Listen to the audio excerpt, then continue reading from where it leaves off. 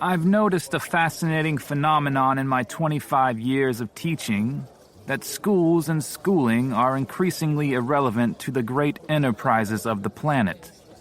No one believes anymore that scientists are trained in science classes or politicians in civics classes or poets in English classes. The truth is that schools don't really teach anything except how to obey orders.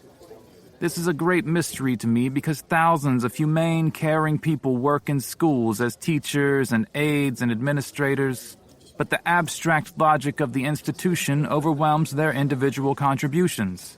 Although teachers do care and do work very hard, the institution is psychopathic. It has no conscience. It rings a bell, and the young man in the middle of writing a poem must close his notebook and move to a different cell where he must memorize that man and monkeys derive from a common ancestor. John Taylor Gatto, Why Schools Don't Educate. Breaking news. Beloved principal killed at 43. D.C. police are investigating a homicide in Northeast D.C. Mr. Kenneth Moore, founder and principal of Urban Promise Prep, was shot to death on school premises on Friday, October 10. He was a beloved member of the community. A co-worker found Moore's body early Friday evening and called 911. When officers arrived, they discovered Moore with a single gunshot wound to the temple. He was pronounced dead on the scene. Detectives have been working to establish a suspect or suspects and motive in this case, and it's reported they have already detained 3 students for questioning. Anyone with information is asked to call the District of Columbia Police Department's Homicide Unit at 202-555-4925. A reward of up to $65,000 is offered to anyone who provides information leading to an arrest and indictment in this case.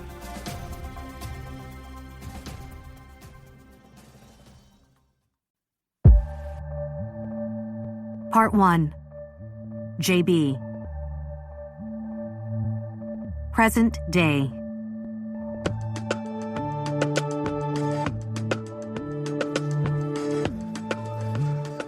Nobody. Urban Promise Prep student. Rumor has it a student brought a gun to school the day of the murder. You didn't hear that from me. Kiana Glenn. Anacostia High School student. We can't believe the things we see. We can only believe the things we feel. I thought I could believe in JB because I could feel how much he liked me. Or at least I thought I could, until he stood me up. The day after we got so close. When he had told me he'd meet me after school and we'd go to the game together. That we'd be together. Officially. He swore he was different. Not like other guys. Better than them. And against my gut feeling, he convinced me to trust him. And maybe I still do. But my head's a mess. And I don't know anything right now. I feel like such a fool. I got used. Or tricked. Now I feel bad about myself. And that ain't fair. Even thinking about it pisses me off. Every time I close my eyes, the night plays over and over again. Me dragging myself to the game all alone, ready to confront JB. But when I arrived, I saw him covered in blood. I froze right there in the school doorway. We both did. Everything I'd wanted to scream at him bubbled up, getting stuck in my mouth. The blood. My thoughts raced. Did he get hurt? Was that the reason he hadn't picked me up like he said he would? Is that why he hadn't called or texted me back? It wasn't my fault, he whispered, while trying to catch his breath. He then took off. He clearly wasn't injured, not moving that fast. He disappeared into the darkness of the evening. Of course, at the time, I didn't know about Principal Moore. Everyone's saying JB killed that man. But I mean, part of me can't believe that. On the other hand, I know what I saw.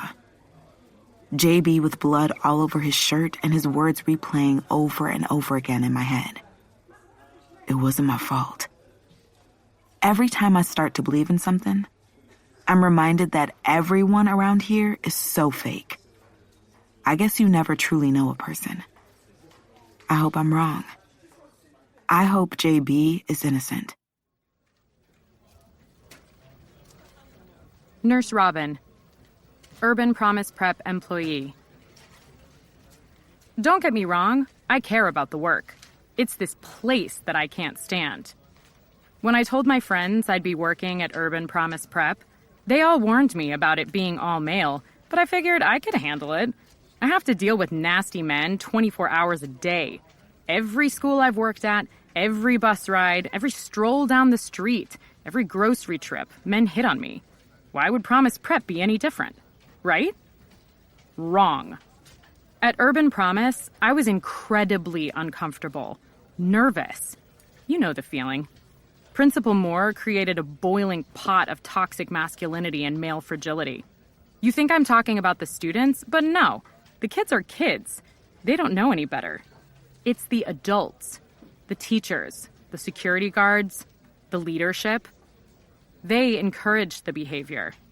Last year, a boy circulated some inappropriate video he made with a young girl, so the security guards searched his things and confiscated his phone. It was the right thing to do. But he never actually got detention or suspension, not even a slap on the wrist. And worse, I saw the guards in the break room passing around the dang phone, watching the thing before they deleted it, snickering over literal child pornography, cracking jokes about the young lady in the video. They didn't even think twice. Just no sense of morality when it came to women at Urban Promise. But Moore didn't care about that. As long as the boys were in line, these men could act a fool. You know, Moore is so pristine in the public eye, but he wasn't squeaky clean either. He did the little things like hug me too long or put his hand on the small of my back when he spoke to me in the hall. Also, call me ridiculous or whatever, but I swear he had an alcohol problem. I've treated plenty of patients with drinking habits, and Moore fit the bill. His mood would change at the drop of a dime. Sometimes smooth as silk, charming and gregarious, supportive and kind. Then other times, I've seen him snap at kids, snap at teachers, even snap at Dean Hicks. And lately, it had been worse than usual. Anyway, guess you could say I don't think it's as much of a loss as other people do. As far as the boys they're questioning about his murder, I didn't really know them, but I did see JB the day of the shooting. He came to me to get his hand bandaged. He scraped it pretty bad after punching something. What happened? I asked him. His fists were clenched tight, like he was trying to dig his nails into his own skin, the deep brown of it threaded with blood. Nothing, he mumbled. Can't be nothing if you're here with your hand looking like this. I tried to smile at him, make him more comfortable since his knuckles were so shredded. I did my best to clean the wound, but he wouldn't loosen his hand. Not the entire time he sat in the office. He just glared off into the distance, jaw clenched, like he couldn't wait to do something more with that messed up fist. I walked backward to my desk before telling him he could leave. A weird instinct came over me. I didn't want to turn my back to him. Not with the anger radiating off him like heat.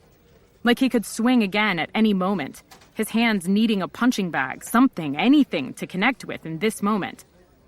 That's someone who is accustomed to violence. At that young age, makes me shudder.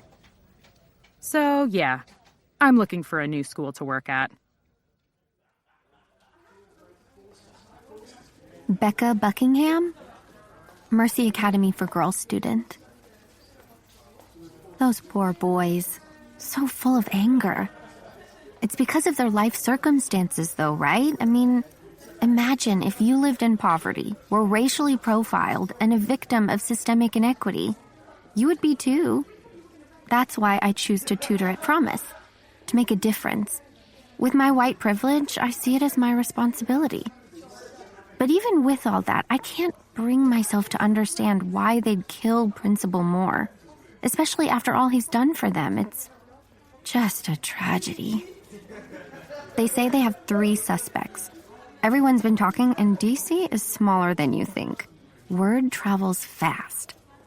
I actually tutored one of them, Ramon Zambrano. Oh, Ramon is just the nicest kid. There's something angelic about him.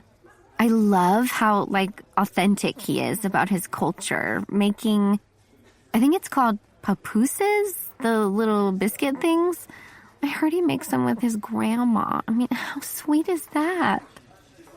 I went into overdrive trying to get him fluent in English because it'd help him land more opportunities. Not to mention, it was my duty. And Ramon really took to it. In fact, a few weeks ago, I would have said there's no way he did this. And a part of me still feels that in my heart. Though I saw, let's just say I heard he can have a temper. But there's hope for him. It's probably one of the other boys they arrested, like Trey Jackson. I never actually spoke to him, but I heard he was funny. A lot of the girls at Mercy thought he was hot, plus he plays basketball, so, he might grow up and be in the NBA. Who wouldn't want to date that guy? Me. Athletes are douchebags, and I'm sure Trey's no different. Come to think of it, people called him a bully. He'd crack jokes on kids all the time, making himself feel big by making others feel small. But people also said he has a military uncle with a bad attitude. Sometimes guys who have mean father figures turn out mean too, At least he has a father figure, though. I don't know for sure, but I bet that's not very common with the boys at this school. And then there's J.B. Williamson. I don't know him any better than Trey, but I hear J.B. is pretty smart. I saw him a lot in the halls on tutoring days, and I mainly remembered him because he's huge, 6'3", which tall guys are always sexy to me. But he never smiled. No matter how many times I smiled at him or said hi, he would just ignore me. That kind of gave me a weird feeling, Everyone keeps asking me about that day at Promise.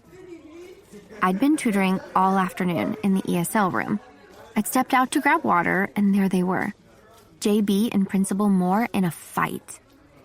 I froze in place, along with everyone else. JB towered over Principal Moore, and there was a massive dent left behind in a locker. The tattered skin of JB's knuckles bled on the linoleum floor. I felt the tension from across the hall. JB bucked at Principal Moore, waiting for him to flinch or cower. But Principal Moore laughed, standing his ground. My heart rattled in my chest, and my pulse thundered so loud I didn't catch most of the argument. Principal Moore put his hand in the air, directing JB to walk away. And as JB stomped past me, all aggressive and angry, I heard him mumble, "I'ma see you." I'd heard boys at Promise say that before. It seemed like the last straw in a fight. As school security officers would pry them apart, they'd shout the phrase at each other over and over again. A warning. And without a doubt, later the gossip would travel to Mercy about the fights in the neighborhood with the Promise boys. But now, those 3 words echo in my head on repeat. A few hours after JB uttered them, Principal Moore turned up dead. Unc. Neighborhood dude. I don't care about no damn principal. Principal don't care about me. Huh? That man never even looked me in my face like I ain't exist. Only time he spoke to me was to yell at me to leave from around the school. I'm from here. I was here first. What you talking about? Uppity-ass black folks taking over just like white folks. Welcome to the district, baby. You see where I'm at. Long live Chocolate City. Wilson Hicks, Urban Promise Prep, Dean of the Student Body. Oh, God, I found him dead. Oh, God, why did it have to be me? I've never seen blood move like that. A red river rushing along the edges of the desk. Blank eyes stared back. I stepped closer and closer. Kenneth! Kenneth! My eyes scanned over his body. I couldn't tell where the blood came from. I covered my nose because the smell of feces in the air gave the death away. Kenneth had shit himself. I'd always heard that people shit themselves when they die, but thought it was nothing more than just a myth. I scrambled backward. I felt my face go red.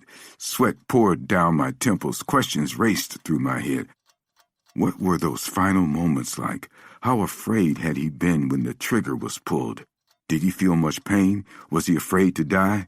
But I'll never have answers to those questions, even now, when that night starts playing over again in my head.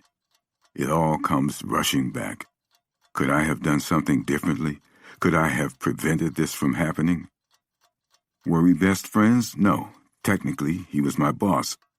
But when Kenneth set out to create Urban Promise Prep, he hired me first, and together we built something truly remarkable. Say what you want about his methods, or mine even, but we got results. Sure, we showed the kids tough love, but we never crossed the line. We cared about these boys more than most, and all we wanted was the best for them. We wanted to make them into kings. We even founded the Promise Fund, a scholarship to send kids to college if they couldn't afford it themselves. But some people couldn't see that we were in the business of building men, not coddling boys. Unfortunately, some students just refused to grow up. J.B. Williamson, Ramon Zambrano, and Trey Jackson, all boys who refused to grow up. One of them did this. Maybe all of them together. The records show the three of them had spats with Kenneth that day. If I had to put money on it, J.B. did this. It's always the quiet ones you have to worry about, the ones swallowing down their violent streak. Plus, J.B.'s from Benning Terrace. I've seen his kind time and time again. You know the type of kids who come out of there. Bando. Neighborhood hustler. Kill Mo. I just seen my man too. Now they're saying he might get booked for a murder rap? JB never really kicked it on the block like that. I mean, he'd be outside, but he wasn't hustling or nothing. He always seemed like a good kid. I do know that man had hands, though. If pushed, he could fight and land you in the hospital if you come in contact with one of his fists. I remember one time at the rec we were hooping, and JB hung around the course chilling. He's big as hell, so you think he'd be a beast at basketball, but come to find out, he don't ball. Anyway, we needed a fifth man to play, so I convinced him to join the game.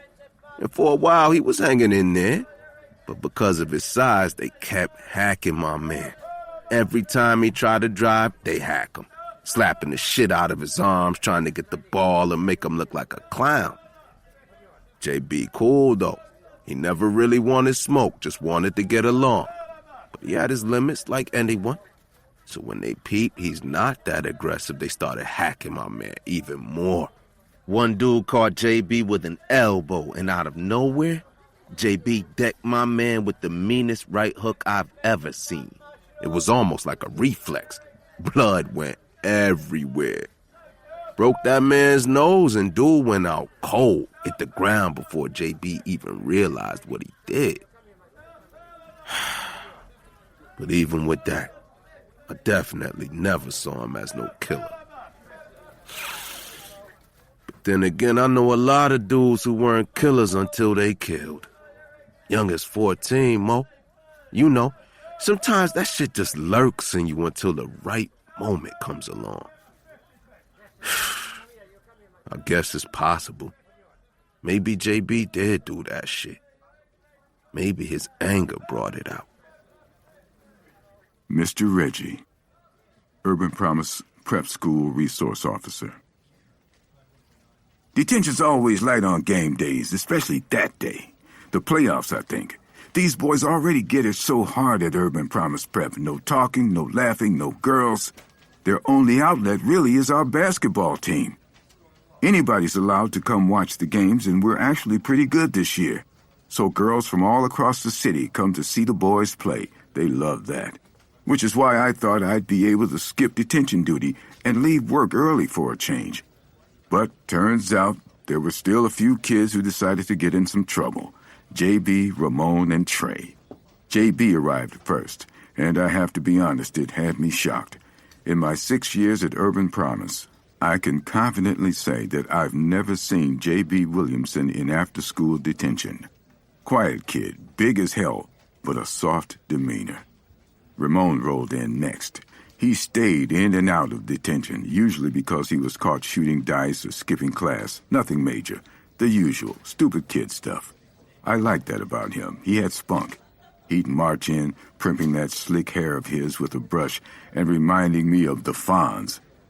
Whenever he saw me, he'd say, "Hey, mister, how those Ravens doing?" After spotting my Baltimore Ravens mug one time. "We're looking good," I'd always reply, whether it was true or not.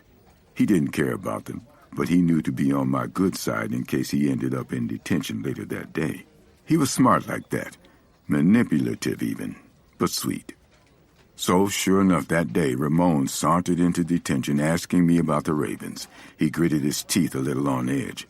He's not usually an angry kid, but I could tell something was eating him. I asked him if he needed to talk, but he just shrugged me off, mean-mugging. But I could handle him, angry as he was. It was just Ramon. Even with his bad attitude, I still thought this would be a pretty light detention until in walked Trey Jackson. Trey always lived in here. We butted heads all day, every day, though he acted like it was funny. Some sort of game he played with all of us school resource officers. So that day, Trey kept asking to go to the bathroom over and over and over and over. Kid must have thought I was dumb. He and I both knew he just wanted to go to the gym to check out the basketball game. And even still, Trey pressed my buttons so much, incessantly raising his hand and sucking his teeth every few seconds, that I just let him go. At first, I didn't think anything of it. But after a good amount of time passed, I realized I needed to go check on him. With only JB and Ramon left behind, I figured they're good enough kids. Things would be okay. They'd stay put, follow the rules, and be done with detention. I looked all over the school and came up empty. I never found Trey. But then I heard the bang. The school went wild. Screams filled the hallways. The gym erupted. I ran with the other school resource officers toward the sound of gunfire. I tailed them back near the detention room. When we barreled in, JB and Ramon were gone. Dean Hicks yelled for help next door, and that's when we saw that Principal Moore had been shot. We called the ambulance immediately and tried to keep people out of the way. In all my years as a school resource officer, I've never given in to the kids, and the one moment I did, somebody lost their life. I feel terrible. No matter how I slice it, I'm responsible. If I hadn't let Trey leave that day, maybe this wouldn't have happened. Even if one of those other boys did this, they wouldn't have had the opportunity if I'd done my job and stayed at my post.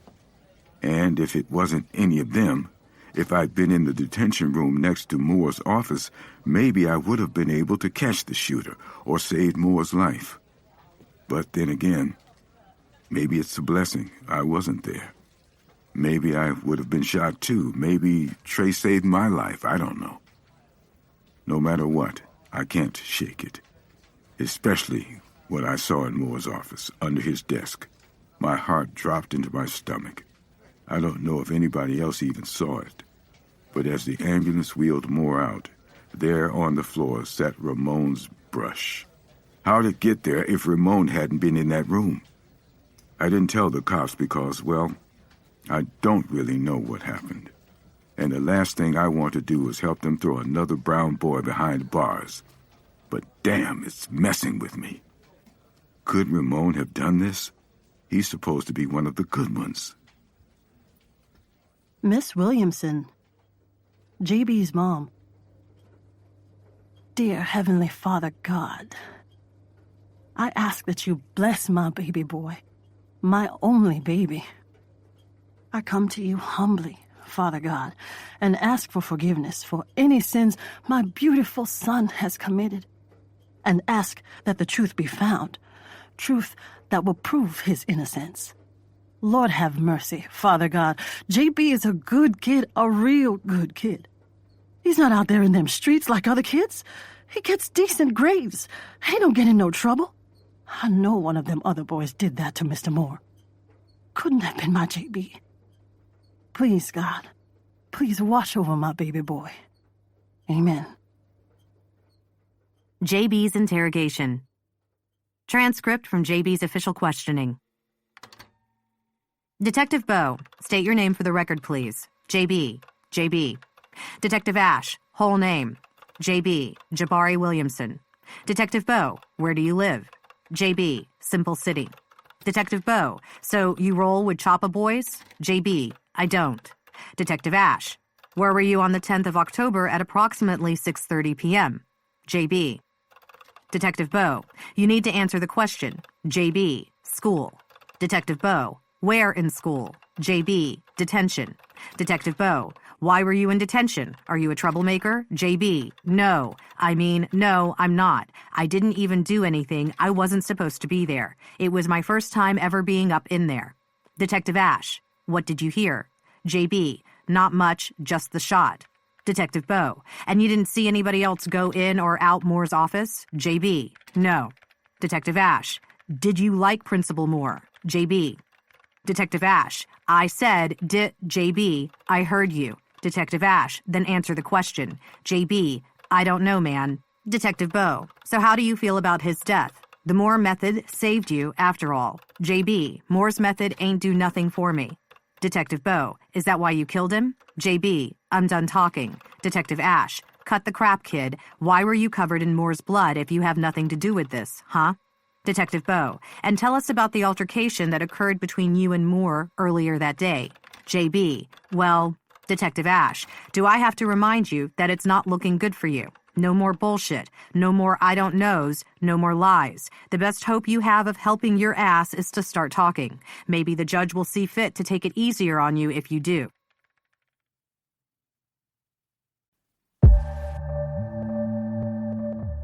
One day before the murder. JB. Chapter 1. Simp. JB. I sit in class waiting for Mr. Finley to let us line up for dismissal. We're not supposed to move until the teacher holds up their index finger. But from the back of the class, it's hard to see. There are 4 rows with about 8 kids in each, and because I'm tall, I'm always put in the last one. I stare at the back of Brendan Jenkins' head. Peanut-shaped head. The worst. When he stands, I'll stand, like usual. I glance up at the wall above the smartboard. The school's motto stares back at me. We promise. Just thinking those 2 words makes the school anthem start playing in my head. We promise. We are the young men of Urban Promise Prep. We are destined for greatness. We are college-bound. We are primed for success. We are extraordinary because we work hard. We are respectful, dedicated, committed, and focused. We are our brother's keepers. We are responsible for our futures. We are the future. We promise. They made us memorize the thing when we got here in 6th grade. 3 times a day and on command. More than the Pledge of Allegiance. I look around at all the other boys, wondering if the anthem still plays in their heads too. All of us given the promise of a brighter future. Not like we needed that promise. Lots of us will probably go on to do big things with or without Principal Moore. But what do I know? See, most boys land here because they struggled in regular school. The ones nobody wants to teach. The ones nobody understands. Principal Moore always talks about that being the reason he started the school. Supposedly. I guess it's worked for the most part. I struggled all through elementary school. Not because I wasn't smart, but nobody cared enough to teach me in a way I could learn. At the time, I didn't even know there were different ways to learn. So when middle school came along, my mom put up a big fuss about how there were no public schools in our neighborhood she'd be comfortable sending me to. Then someone at my old school handed her a brochure for Promise, the best all-boys charter school in the city. But from the very first day, I never liked this place. The uniforms are stuffy. There's no fraternizing with other students. No talking at all unless it's to a teacher or adult. No music or cell phones. You can't even wear colored shoes or socks. And you can't stand in class until the teacher holds up that index finger. The recipe for making young men, Principal Moore always says. Brandon stands, so I do the same. The whole class jumps up at once like an army platoon. If we don't all stand in unison, most teachers will have us sit back down and try again until we get it perfect. A tenet of the Moore method. Do all things neatly, completely, and perfectly, with pride.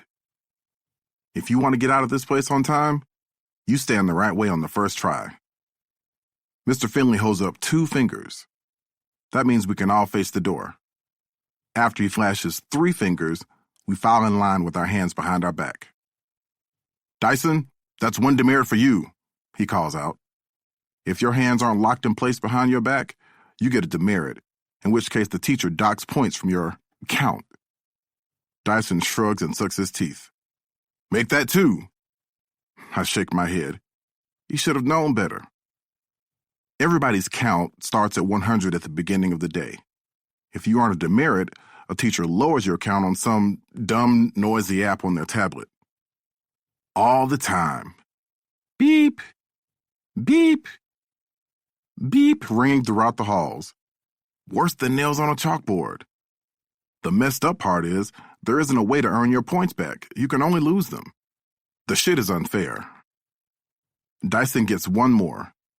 I shake my head. He's about to get detention for sure.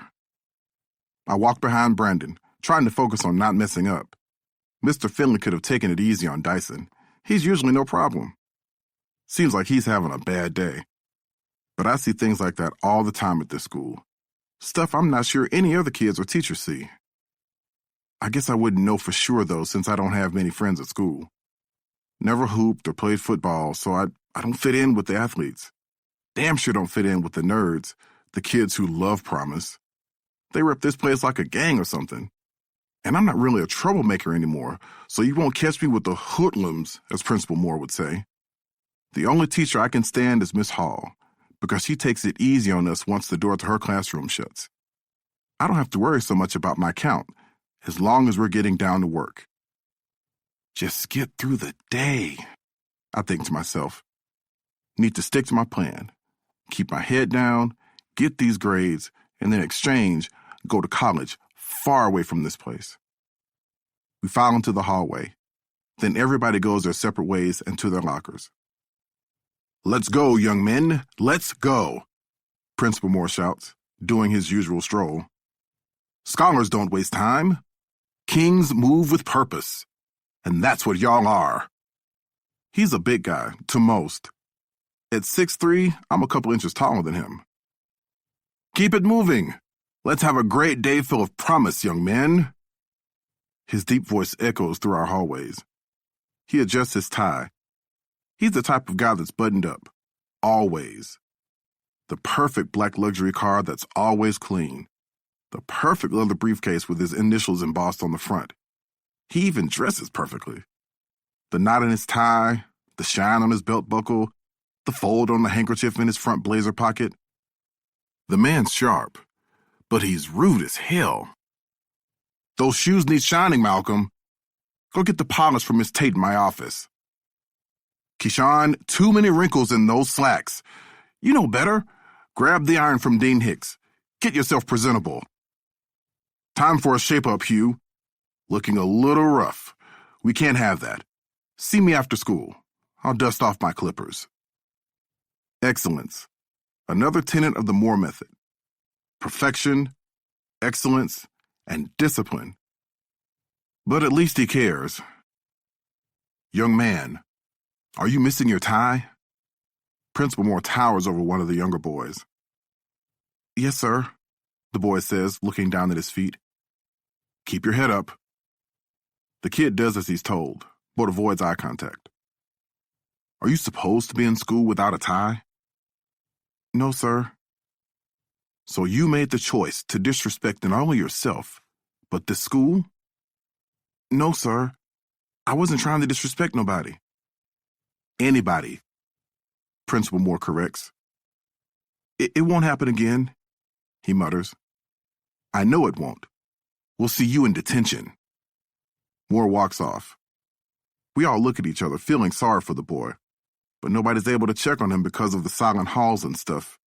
I'm not about to lower my count. I know that kid, though. Solomon. Not sure if Moore cared or not, but like a lot of families in this city, Solomon's family struggles. I don't know, maybe he only had one tie and something happened to it. But that's not an excuse to Moore. He couldn't care less. The wild part is, Solomon's one of those kids that likes being at Promise. But I don't have time to rescue anyone. I grab my things out of my locker and keep it pushing. I have to get out of here. I burst through the school doors, my feet itching to step out of our perfect dismissal lines. But I wait until we hit the curb so we don't have to redo it all. The sun hits me and the familiar city noises surround us, a welcome soundtrack after a day of silence. There's literally no greater feeling than walking out of Promise Prep. The weight I've been carrying all day lifts. My shoulders broaden. As the school building gets farther and farther out of sight, even my tongue relaxes, and I feel like I can talk how I do around my way, back in Southeast. Promise is in Northeast. The area isn't great, but it ain't terrible either. Not like my hood, Benning Terrace. I loosened my tie, wanting to get home and out of these uniform clothes. The navy blue blazer and its matching straight leg slacks that can't be too baggy or sag. The navy blue button-up that has to be accompanied by the yellow and blue striped tie, topped off by the black hard-bottom dress shoes. Too much. I head toward the bus, then get a text from my mom to go to the store to pick up chicken breast and an onion. She probably knew I'd forget to let the chicken we already have in the freezer thaw. I turn around and walk back toward Mariano's grocery. I pass by a lot of guys I know. Everyone goes to Rocky's corner store after school, congregating and chopping it up. But I ignore them, walking straight past on the sidewalk. I don't have time to get mixed up with them. During the 10-block walk, I try to empty my mind. For some reason, I can't stop thinking about Solomon. His eyes and the way he cowered when Moore got in his face. So I threw on my headphones and listened to a new beat I made, thinking of the perfect bars to drop on it. I needed the distraction. The grocery store is busy. I drift through with a basket, trying to quickly get what my mom needs. I cruise by the candy aisle, ready to grab a pack of now-and-laters, when I hear somebody saying my name. I snatch my headphones off. JB, smile a while. You'll feel better. You okay? It's Miss Hall, and I'm surprised to see her, especially here. She's one of the original teachers, been at Promise since it opened, and one of the only ones that's decent. But she still isn't a teacher you want to play with. Principal Moore doesn't even talk reckless to her. When she told us she'd be gone on maternity leave for a long time, everyone was bummed and confused. She didn't even look pregnant. But what do I know? She makes her way over to me. Hey, Miss Hall, I'm fine. What are you doing? Her grocery cart spills over with healthy stuff, like I'd expect from somebody like her. But 2 cases of wine clink and clatter as she pushes her cart closer. Weird. Are you supposed to drink all that wine when having a baby? But my mom would say to mind my business. Same thing as you, it looks like. She smiles, but her eyes seem filled with sadness, and she keeps biting her bottom lip. Yeah, I say.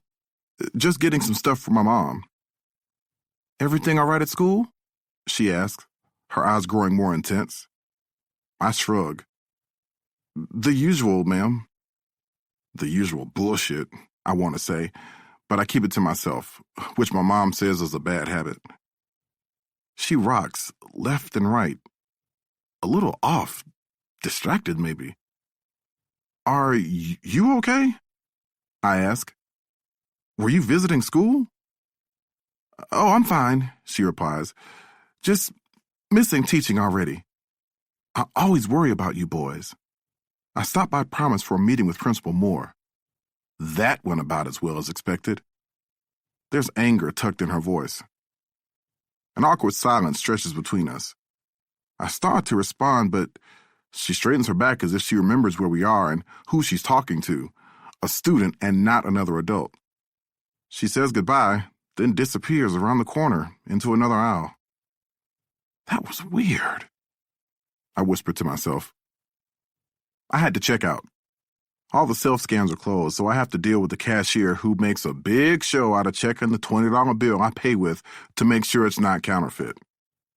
I try to stay cool. It's fine. I'm used to it. But if this whole thing makes me miss the bus, I'm going to go off. She finally lets me go, and I hustle, barely making it aboard. I push my way through the rush hour crowd, hoping to find a seat, though I know my chances are low. I spot one all the way in the back. But as I make my way over, I see it's next to Unc, the old man always roaming around the neighborhood. Not really in the mood to deal with him, but luckily he's knocked out, probably sleeping off a drink. If he was awake, he'd be running his mouth, either dropping some knowledge, spouting some profound outlook on life, or babbling about some wild conspiracy that seems so out there it just may be true. I take out my phone, put in my headphones, and continue my music. I write some lines to the beat. Shawty, I'm into you. Not metaphorically, though, the physical. Pretty dope way to start a verse. Not like I'd ever rap it to the girl I'm thinking about while I'm writing. Kiana. She's by far the flyest girl in my neighborhood. She has this warm brown complexion and the smoothest skin I've ever seen. Her hair falls down to her shoulders, each strand winding its own unique way. Jet black hair, too. It doesn't turn brown in the sun or nothing. Her eyes do, though. When the light hits them just right, those brown eyes sparkle like her smile. But more than all of that, Kiana wants the same thing I do. A chance to make it out of Benning Terrace and do something big. Something better than all the folks we see at home. We've kicked it a few times, but she always has her guard up. Told me she doesn't really trust guys after some dickhead leaked some of their text messages. I can respect that. I told her I beat him up for her, but she wouldn't tell me who did it. But I know it was somebody at her school, Anacostia High. I glance out the window. Kiana's school sits to the left. I crane to see if she's out front, hoping to get a glimpse of her, but she's probably back around the way by now. We should be at that high school together. But everybody, including my mom, thinks Promise is better and so perfect because of the college acceptance rate. Little do people know, Promise finds any reason to expel a kid once they realize the student has zero chance of getting into college. Kids are kicked out and thrown back into their neighborhood school their junior or senior year with nobody to help them. And if they didn't have a chance at college before, they definitely don't have one once an expulsion goes on their record. The bus screeches to a stop. I jump off and walk into the Benning Terrace complex. Simple city. Home. The gate creaks, and I dodge water dripping from the ceiling. Some unknown leak gone unfixed. It's one of the oldest housing projects in D.C., and nobody cares about cleaning it up. The city keeps saying they're going to tear it down and rebuild, getting people all riled up. Black people, at least. The people who've been here. The people who built this city. I wouldn't mind too much, though. Give us an excuse to move somewhere else. I hustle through A Block, moving through the square to where our apartment is. As I approach, I catch Bando.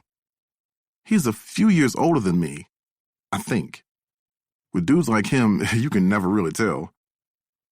Every now and then I ask him to buy me a Lucy or a Brewski, so I guess he's around 21 because no one ever questions him. But he's also the type to have a fake ID, so no telling. Plus, no one messes with him. He's got reputation. We all know the hustlers who are about paper and only paper. JB, what's good? Bando daps me up, his hands super sweaty and hot. Not much, just getting home from school. True. Slide with me right quick. Bando never really gives you an opportunity to say no. He's so fast-talking, I've watched him finesse his way out of a weed citation once. God level. I follow him around the corner and into the alley behind our block. Where are we going, yo? You about to see. Bando steps between two big blue dumpsters and reaches into the designer pouch he wears. He stays fresh. Check this. He pulls out a handgun and holds it in his palm, completely nonchalant, as if he's just showing me a collector's edition baseball card or something harmless like that. It's silver with a black handle, small but compact. My stomach drops at the sight of it. I've seen a gun before, but this feels really close. Too close. But I keep my face smooth. Can't let anybody see me sweat. I don't know much about guns, but I take a guess just to say something. That a 38? Hell yeah. Letting this joint go for a good price, too. What you trying to do? Panic rushes through me. I gulp and shake my head. I'm good, son. That joint pretty, though. I don't mess with guns. Hell yeah. You know I'm about quality. Shit, get at me if you change your mind. You know where I'll be. Same place as always. I do know. Kinda sad. I leave the alley as Bando goes to take a piss. Then as I head up the block, I spot her. Kiana. I freeze and sniff myself. The thing I hate most about myself is the sweating. Every time I get nervous, embarrassed, self-conscious, anything, it never fails. My skin heats up and my armpits go into overdrive. My shirt's already halfway soaked from Bando showing me the gun, and now it's even worse. I take a deep breath and try to keep my composure. I pop a stick of gum so my breath is right. Calm down, I whisper to myself. Kiana doesn't see me yet. Look up, look up, I mutter under my breath. I want to see that big smile when she notices me. She'll roll her eyes, act annoyed how girls usually do. But I know deep down she wants to see me. She starts to glance up, but a black BMW pulls up. The passenger window rolls down. What's good, Slim? Kiana ignores the guy and keeps walking, but he follows, the car inching closer and closer. Her eyes dart all around and she finds me. But instead of a smile, her eyes say, help me. The dude in the BMW hops out. Yo, you hear me? Laughter erupts from the car. There's someone else in there. The dude grabbed Kiana's arm, spinning her around away from me. Yo, slow down. Why you running? You late or something? We can give you a ride. Where you want to go? No, thank you. I'm okay. Kiana replies. You sure? Yeah. She steps back. Well, at least let me get your number for my time. He licks his lips at her. I run a little and interrupt them. Kiana, you know him? They both look my way. Up close, the dude seems a little older, maybe 18. I still tower over him. He looks me up and down and flinches. Even though I used to be scared to fight, I use my size to intimidate people all the time. I never had to actually fight until I got to middle school. I won so many to the point where I didn't mind them so much. I mean, I wasn't ever going to start one, but I sure didn't mind finishing the job. Who you? The dude asks. I'm her boyfriend. Who you? Of course, I'm not really her boyfriend, though I'd like to be. But some of my homegirls always make me pretend to be their boyfriend when dudes try to talk to them. In reality, though, nobody's falling for that. We all know that game. The dude takes a step toward me. Who you talking to? As we close in on each other, Kiana steps up to stop us. She looks at me. It's okay, babe. Let's just go. We walk away. The dude follows us, shouting, Man, don't nobody want your ugly ass anyway. Kiana squeezes my hand, trying to hold me in place because she can probably feel my desire to turn around. Simp ass, he says. I snap. I spin. What'd you say? You heard me, simp. He scowls at me. There's a lot of ways I could handle this moment, but maybe it's because Kiana's standing here with me. Maybe it's because I had a long day at school. Maybe it's because I hate being disrespected. Maybe a combination of all three. But I swing. I catch the dude with a hard right and he folds. His boy rushes out the car to pick him up off the ground. He clearly doesn't want any problems with me. Kiana tugs at my hand. I'm afraid to turn around and look at her because I know how disappointed she's going to be. I blew it. I should have kept my cool. She gives me a final yank. JB, let's go. I look in her eyes, ready for her to be angry with me. But her eyes fill with happiness, even a giddy excitement. Come on, let's get out of here. She's almost laughing. By now, a small crowd has gathered. Onlookers videotape the guy who got knocked out as his boy drags him to the car. Kiana and I head in the opposite direction. Our walk turns into a skip into a light jog, and I start to sweat again when I realize where we're headed. Her house. Chapter 2. Boyfriend. JB. We sit on Kiana's bed as she holds a pack of ice to my right hand. Old boy's tooth got me. I try to ignore the pain, though. I've never been in Kiana's house, let alone in her bedroom. But her space looks exactly how I always pictured it. Magazine clippings, vintage hip-hop posters, and album covers line her walls. Everything's neat, and the room smells so good. As she's working on my hand, I study her face, the curve of her lips, and how long her eyelashes are, and the tiny freckles she has on her nose. I want to kiss her. I want to know what her mouth tastes like. I want to be close to her. I try to look away, but I'm locked in. Kiana interrupts my daydream. You okay? Huh? Yeah, I'm good. You? Uh-huh. She laughs. You didn't have to do all that, you know, back there. He shouldn't have treated you like that. He was reckless with his mouth.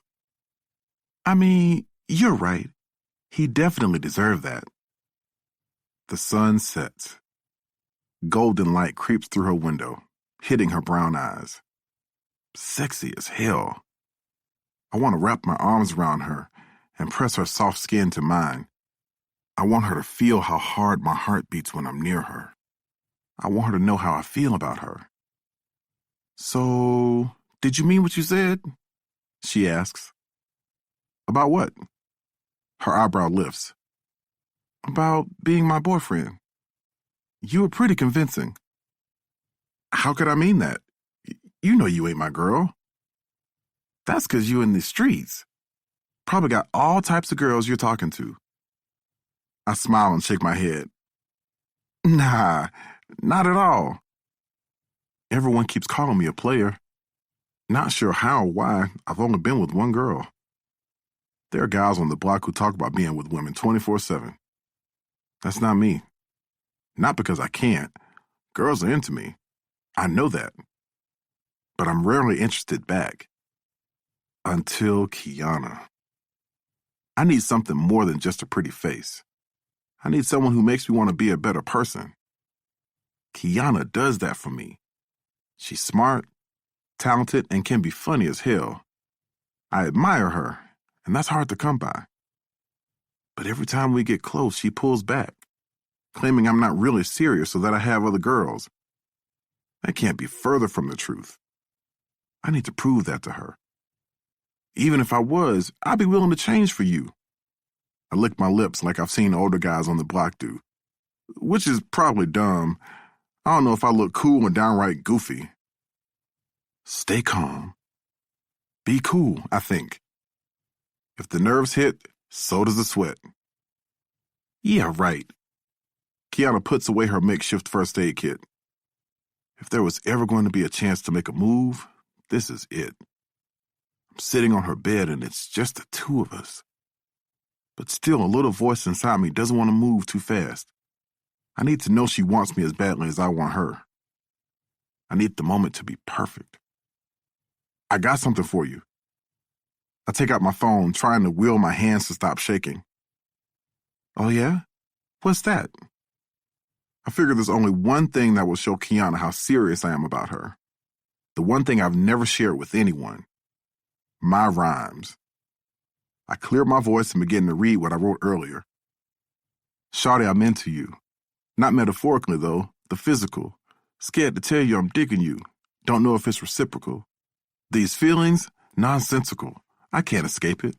I love your beautiful tone. You perfectly shaded. Let me serenade you with sweet soliloquies solidified by googly eyes. Google couldn't find the love I can provide. It's something Wikipedia couldn't describe, dictionary.com couldn't define. I'm just hoping you'd be mine. Silence stretches between us after I finish. I'm frozen, unable to move my phone from in front of my face. I don't want to make eye contact. A bead of sweat skates down my back. Maybe she hates it? Finally, I get the courage to look at her and spot Kiana attempting to hide a smile. Damn, you couldn't memorize that shit, boy? We both fall out laughing. Well, you like it? I ask. Yeah, you did your thing or whatever. She flashes me a shy smile. I wrote it for you. Yeah? She looks down, innocently, almost sad. I don't know why.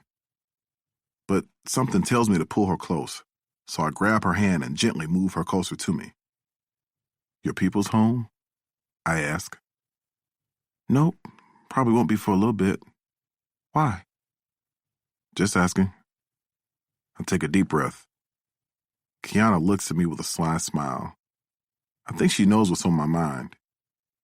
She inches even closer to me at the edge of the bed. My hands move to her hips, hers to my chest. Our eyes only lock for a split second before our lips become magnets. When we kiss, electricity shoots through my skin. I try to sink into the feeling. I'm kissing the girl I like. It's really happening.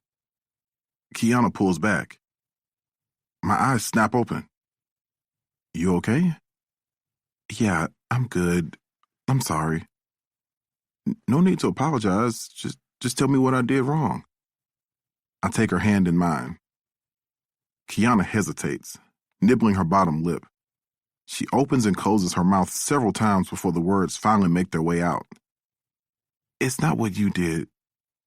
It's what you're gonna do. What do you mean?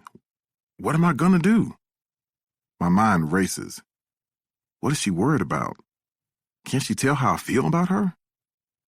She looks up into my eyes.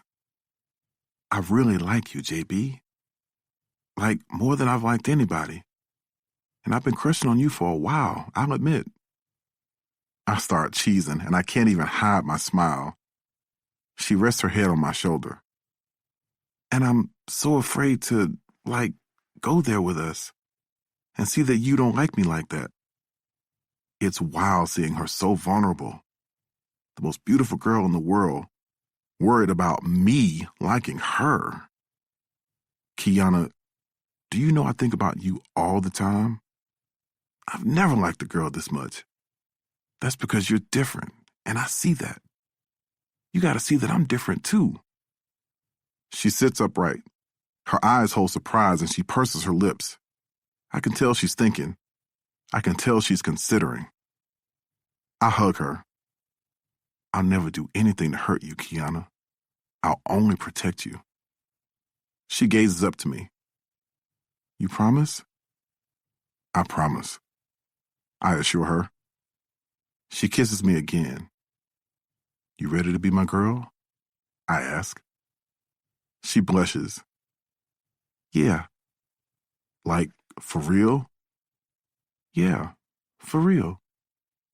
The moment happens so quick and easy, I don't even know how to process it. I just did it. I just made Kiana Glenn my girlfriend. She kisses me again, pushing me back onto the bed, and I pull her down with me. For a brief second, all my worries are forgotten. I don't care about Promise Prep. I don't care about getting into college. I don't even care about making it out of Benning Terrace. All I care about is the girl in front of me, thankful that she trusts me enough to share herself. When it's over, we just look at each other until we both start giggling. "What's funny?" she asks. "Nothing. You're just cute."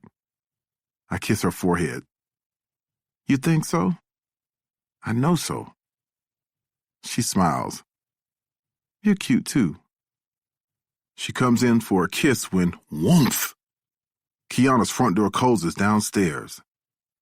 Panic fills her eyes. "I think that's my mom!" She hops up like a damn karate kid and jets to her bedroom window. "JB, come on, you gotta go." "You want me to jump out a window?" I snatch up my clothes, trying to pull them on at lightning speed.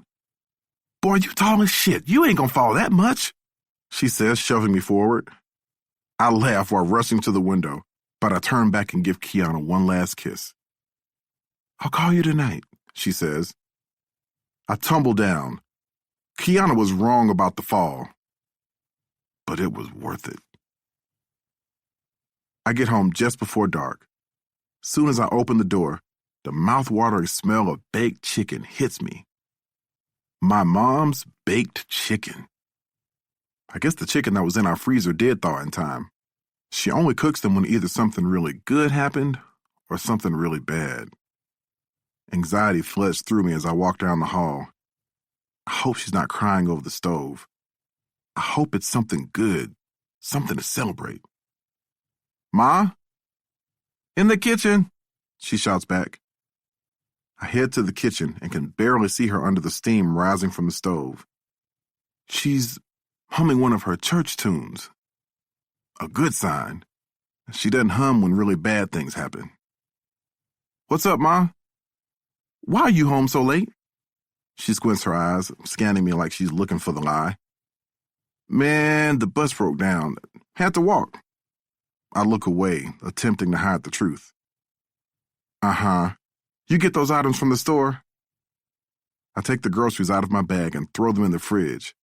I pray the chicken hasn't gone bad since I made a detour. "How was school?" she asks. "It was school." She gazes back into her pot. "Well, get cleaned up. Dinner will be ready soon." "Okay. How are you feeling?" My mom glances up at me with hopeful eyes. "I'm feeling okay, baby." I nod. Sometimes the really good thing that happens is not having the really bad thing come. Seems like one of those days. I go to my room and start to daydream about Kiana. I wonder if she likes baked chicken. I want to learn to cook as good as my mom for the both of us. I don't want Kiana to have a life like my mom. She deserves better. That's why I work so hard in school, so I'll be able to take care of my mom and my future wife. I look up at the crack still in my ceiling, the one the landlord doesn't care about. He keeps ignoring my mom's calls about fixing it. I can't wait to have the money to move her out of this place. I start to text Kiana, but stop myself. I don't want to seem too pressed. I want to wait for her to text me first. But what if she feels the same way so she doesn't text me either? My hands get all itchy. Ugh. If I wait too long, maybe she'll think I'm not thinking about her. Why does this have to be so hard? Is this what love is? Am I in love? I have to be, right? I text her. "JB, your mom know I was there?" Kiana. "Nope. We're good." JB. "When you gonna call me?" Kiana. "At 8, when I'm done with homework." I smile. That's Kiana. Focused. I love it. I get cleaned up and head to the dining room. I've worked up an appetite. I barely even taste my mom's chicken as I scarf it down, my eyes glued on my phone, waiting until it flashes 8 p.m. When it rings, I dart from the table. Boy, if you don't, I can't even hear my mom scolding me. I'm already in my room and picking up before the third ring. Hey. I try to make my voice sound smooth and not out of breath from running to my room. Hey, she replies. Her phone voice is so nice. I could listen to her for hours. I lie on the bed and start asking her a bunch of questions. We talk about how it's fate I saw her walking down my block, leaving her homegirl's house that day. She calls me ridiculous for knocking old boy out, and I like it. It makes me feel like I can protect my girl. We talk about how good we make each other feel. We talk about our future and how we're going to make it out of Benning Terrace and live in Hollywood one day. I'll be some big-time rapper, and Kiana will be a lawyer. We'll be a power couple. JB, don't play me. I swear to God, she says.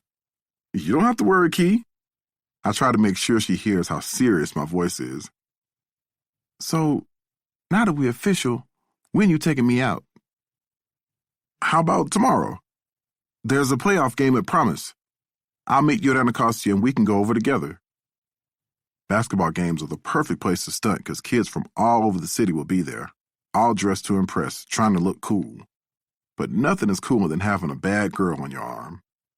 Everyone will be jealous that Kiana's my girl now. You promise? She asks. I'll always keep my word.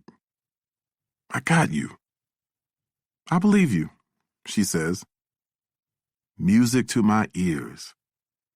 I want to be that different kind of guy. The one who always shows up. The one who's loyal. The one who's hers. You snore? I ask her. What? She sucks her teeth like she's mad. Do you snore when you sleep? No. Why? 'Cause we're gonna talk all night. I got mad questions, and I don't want you snoring in my ear. Whatever. Bet you snore like a champ. Bet you could win a whole ass snoring competition. We laugh until I get the hiccups. Kiana and I stay up the rest of the night talking on the phone, falling asleep, listening to each other breathe. Anything to feel close. The day of the murder.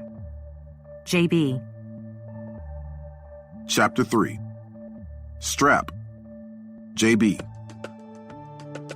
At school the next day, I'm no good. I can't focus on anything the teachers say. I'm in a bubble where all I hear is Kiana's laugh. My eyes glaze over and I start daydreaming about her lips on mine, the soft feel of her skin, the way her neck smells when I'm kissing it. It's Miss Hall's class, American history, but Mr. Finley's subbing now that she's on maternity leave. Truth is, even though Promise is one of the best schools in the city, teachers never stay more than 2 years. Feels like they're here one moment and gone the next. I'm not sure if it's because of us or because of Principal Moore. I've seen the way he talks to them. He's harder on them than we are. Mr. Finley drones on, and I wish we were doing one of Mrs. Hall's wacky interactive learning games to get us to memorize the World War II facts. I think about seeing her yesterday. The multiple bottles of wine in her cart. Eyes all sad. I hope she's doing okay. Take out your independent reading book. If you don't have one, I've got a few up here. I don't want to see anything but y'all reading. Eyes on the page. Mr. Finley shouts like the classroom isn't completely silent and we can't hear him. I need a break. I hold up 3 fingers, code for bathroom, and pretend to read the autobiography of Malcolm X while I wait for Mr. Finley to let me go. I bite my bottom lip, ready for him to say no because of how frequent bathroom trips disrupt instructional time, the teacher version of an asshole. But surprisingly, Mr. Finley glances up from his Sudoku puzzle and nods, giving me permission to leave. I hit the hallway and check the line, the blue strip snaking along both sides of the hallway. I focus on staying directly on it so a school resource officer or a passing teacher won't say anything to me. The blue path keeps you out of the red zone, Principal Moore always says, reminding us that it's supposed to help us become the best version of a young man we can be. No ruckus and no fighting. Which it does, I guess. I round a corner. Beeps flood the hall, bouncing off cold, gray walls and slipping beneath classroom doors. The long walk to the bathroom always reminds me of visiting my dad over in the D.C. jail. His sad uniform, the noise of the sliding metal doors, the barking guards, the lines of prisoners. I never want to be like him. I make a left and prepare to head to the basement bathrooms. Less traffic down there and way cleaner. A voice stops me. I'm not going to tell you again. I look around. At first I think they're talking to me, but I don't see anyone. I'm being very fair in my expectations. I know that voice. Dean Hicks, Principal Moore's enforcer. Don't you walk away from me when I'm talking to you. I can't figure out who he's talking to, but I don't have time to catch the dean's wrath today. That white man loves ruining people's days. Never seems to acknowledge he's not like us. Like some of the other teachers, you can tell they know they're white, talking to us in a weird, high-pitched voice, trying to make friendly banter, trying to identify or seem down, but it really just sounds like the way you talk to animals at the zoo. Good riddance, Dean Hicks barks. I crane to listen even harder. My curiosity gets the best of me. Right now, it sounds like he wants to beat this student's ass. I realize too late that his voice is closer than it was before. Dean Hicks sweeps around the corner, nearly running right into me. What are you doing in the hallway, Williamson? He says, agitation turning his voice into a growl. He's all red and sweaty, and I wonder which boy has taken him to the edge like this. Somebody must really have stepped out of line for him to be this fired up. Did you hear me? He repeats. Bathroom, sir. Then why are you standing around here? He shouts. Get moving! I just nod and answer, yes, sir, because I learned early on using sir and ma'am, and these teachers pretty much leave you alone. I walk fast down those stairs. The heat of his gaze burns my back. I roll my eyes. My theory's always been guys like Dean Hicks, Principal Moore, Mr. Reggie were cornballs when they were my age. So now they need to feel powerful, taking their issues out on us. It's messed up, but I don't care. I hit the last stall and do my business. I wish I had my phone to text Kiana. I hate the no cell phones rule, even more right now. I go to flush, but it won't work. The handle won't even catch. I search the back of the toilet, trying to fix it. There's nothing worse than somebody who doesn't flush. The lid shifted off a little. I lift it up, attempting to reposition it, and freeze. I see a gun. A big strap, much bigger than the gun Bando showed me yesterday. It's black with ridges on the top. Looks like a damn military piece. Special issue Black Ops, some shit you'd have on a video game or see in the movies. My whole body goes numb. Was this a trap? How did it even get here? Who brought it? Sweat pours down my face. Why would someone bring a gun to our school? What the hell? What am I gonna do? I can't go to the teachers. If word gets out I snitched about something this bad, there could be serious repercussions. But I can't leave it here, because if someone is thinking of using it, there could still be some serious issues. Shit. I pace back and forth. I have to get the hell away from this. I ignore the beads of sweat dripping down my forehead, my clammy palms and my heartbeat going wild. I wash my hands and leave. With each step I take, my feet feel like they're bricks. I gulp. Just keep going, I think. Get as far away from here as possible. Back in the hall, I pass by a short Latino kid. I forget his name, but he nods at me. I nod back. He holds up a bag. Mira! Let me know if you're hungry. I got pupusas, he says. I shake my head. I can't even think about food right now. I can't even speak. I might just throw up. He gives me a thumbs up before he turns away. After he gets farther down the hall, I remember him. The kid who's always trying to sell something. Sometimes food, sometimes drinks, candy. He used to post up outside of Rocky's, but the owner wasn't having it and told him not to come back. He reminds me of Bando, trying to make a buck. I hold my breath and glance over my shoulder to see if he goes in the bathroom. I watch him disappear inside. He doesn't strike me as the type to bring a pistol to school. But then again, I don't know him very well. I need to take my mind off that gun. I try to think about all the things I'm going to say to Kiana when I meet her for the game after school. Maybe we go back to her house afterward and hang out. I get a demerit for not paying attention in calc and mess up my count, but I don't even care right now. I have to stay focused on something, anything but that gun in the bathroom. Mr. Kim lets us go a few minutes early, and I'm out of there in a flash. The halls aren't silent the way they usually are, but today that's not our fault.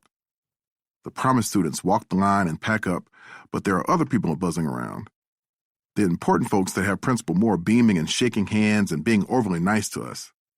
Donors like Mr. Ennis walking around and taking pictures, or community volunteers painting banners and hanging them up. This is when you see the most white people at school. I dodge a white girl who doesn't know the blue line is for us. She passes me stone-faced and rude, but I don't care. Dean Hicks leads them all down another corridor and out of sight. As I pack up, sweat drips down my face. I squeeze my eyes shut, and no matter what I do, the image of that gun pops back in like it's taunting me to take it. To get rid of it permanently, before it ends up doing what guns do. Kill people. A voice inside me whispers, "Why is this my responsibility?" I think about what my mom would say. If I get caught with it, I'd risk ruining everything. No one would believe it wasn't mine, and it'd go on my record. Hell, I might end up in juvie. I check my phone to distract me from making a bad decision. Just as I thought, it's full of texts from Kiana. I smile, reading the franticness of them. Kiana. Hey, you. Still meeting me, right? Kiana. JB? Question mark, question mark, question mark. Kiana. Really? Question mark, question mark, question mark, question mark, question mark. Kiana. JB, I swear to God, you better not be ignoring me. For your own sake. It's kind of cute. I start to text her back to let her know I didn't have my phone and to confirm our date for later. I don't want her stressed. I don't want her to ever worry. Before I can press send, the phone flies out of my hand. What the? I look up. Principal Moore glares back at me. The vein in his dark forehead bulges. His eyes look sunken and his clothes disheveled, the top button on his shirt undone. No phones during school hours. You know that, he yells, sweat coating his forehead. Are you for real? School is over, I say. The school bell rings. Moore holds his finger up. Now school is ended. Phone is mine. Detention is yours. He can't be serious. This was petty even for Principal Moore. Panic floods me. I can't get detention. Not today. And even if I did, I have to tell Kiana what's going on. The last thing I need is her thinking I'm blowing her off. The last thing I want to do is stand her up. Yo, this is bullshit. You can't be serious. I'm literally packing up to leave school. The words all run together. I'm so mad. Mr. Kim let us out early. This isn't fair. Principal Moore gets in my face. So close I can smell his breath. The sense of acid and liquor hit me. You watch who you're talking to, you little shit. You understand me? You are a child. You curse at me again, and I'm going to put you in a child's place. He talks in a low tone, almost a whisper. I'm stunned into silence. Anger bubbles up in me. I ball my fist. Everyone in the hallway freezes. Who does he think he is? Taking my phone, my personal property. I follow all his rules. I do whatever the teachers and he ask for. Did you hear me? Principal Moore yells. I black out. My heart backflips. I spit in Moore's face. Moore grabs me by the collar, shoving me into a locker. My head clobbers the metal. I'm pinned in place. "I will break you," he barks, and now his spit's all over my face. Classroom doors fling open. Moore drops me, and I fall like a damn doll. Kids flood the hallway, passing us every which way, oblivious to this lunatic. Teachers poke their heads out of their classrooms to watch. "I'll see you in detention. Meanwhile, I'll be getting those expulsion papers ready." His eyes burn into mine. My heart sinks. I think of my mom. I think of him calling her about this. I open my mouth to start to apologize. If I get expelled from this school, it'll crush her. How will I get out of this city and into college with an expulsion on my record?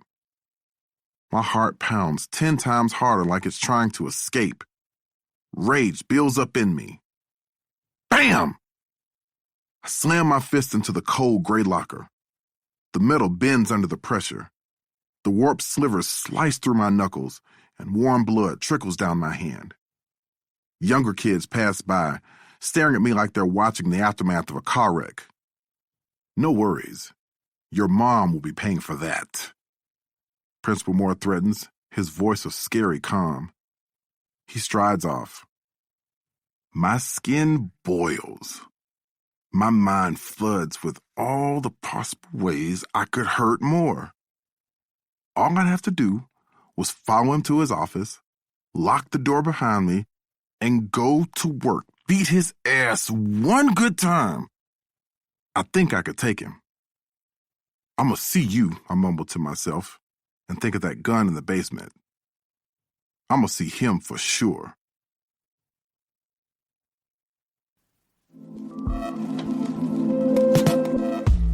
Part 2.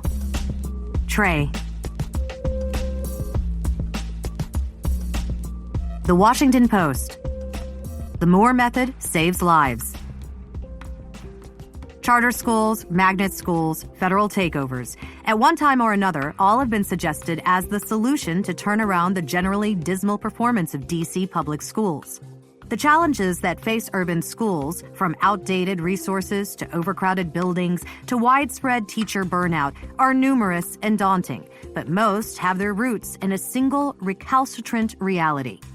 The 2-ton elephant in every urban classroom is poverty, says Wilson Hicks, dean of the student body at Urban Promise Prep, a school that may have finally solved the problem of educational inequity.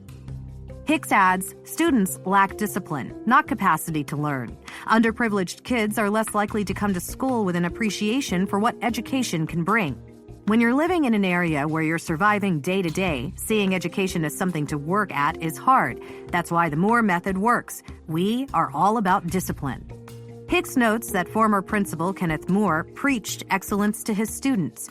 His philosophy revolved around teaching kids to be their best selves despite the challenges life may throw at them. And it seems to have worked. Urban Promise Prep had the highest standardized test scores of any public school in D.C. for the 3rd year in a row. Sadly, Moore was recently shot to death at Urban Promise Prep. Though there have been no official arrests in the murder, police are investigating 3 suspects. Present day. Solomon Bekele, Urban Promise Prep student. Yeah, I know who did it. Know why, too. Everybody thinks it was JB, but it wasn't. He was one of the few students I actually liked. Sure, he didn't talk much, but at least he didn't pick on me and said period like the rest of the kids. Couldn't have been Ramon either. Committing a murder on school grounds? Nah, I'm in math with him. He's way too smart for that. He has big dreams he wouldn't risk by doing something stupid and getting locked up for life. No, it was the other one. The one who doesn't care about anything. Trey. I never liked him.